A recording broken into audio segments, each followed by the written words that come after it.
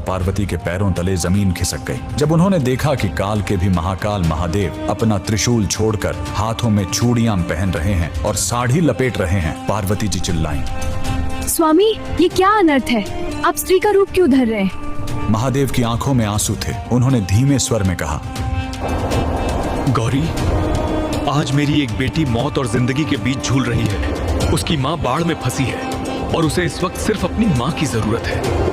जी हाँ, महादेव एक औरत बनकर एक गर्भवती महिला की डिलीवरी कराने पहुंचे थे। आखिर वो भक्त कौन थी जिसने महादेव को दाई बनने पर मजबूर कर दिया? यह कहानी है दक्षिण भारत की रत्नावती नाम की एक परम शिव भक्त की। वह गर्भवती थी, समय निकट था। उसने अपनी माँ को बुलवाया था, लेकिन तभी कावेरी नदी में भयानक बाढ़ आ गई। उसकी माँ नदी के उस पार फंस गई। इधर रत्नावती को प्रसव पीड़ा शुरू हो गई। आधी रात, बिजली की कड़क, चारों तरफ सन्नाटा, घर में कोई नहीं। वो दर्द से तड़प रही थी और बस एक ही नाम पुकार रही थी, हे महादेव, हे मेरी माँ, मेरी रक्षा करो। कैलाश पर महादेव का आसन डोल गया। माँ पहुंच नहीं सकती थी, इसलिए महादेव ने स्वयं उसकी माँ का रूप धरा। अचानक रत्नावती के घर का दरवाजा धीरे से खुला। सामने उसकी माँ खड़ी थी। उस माँ ने रत्नावती का सिर अपनी गोद में रखा, उसे सहारा दिया, एक कुशल दाई की तरह उसके बच्चे का जन्म करवाया। पूरी रात महादेव एक औरत बनकर अपनी बेटी की सेवा करते रहे। उसे खाना खिलाया, लोरी गाकर सुलाया। सो जा मेरे लाल,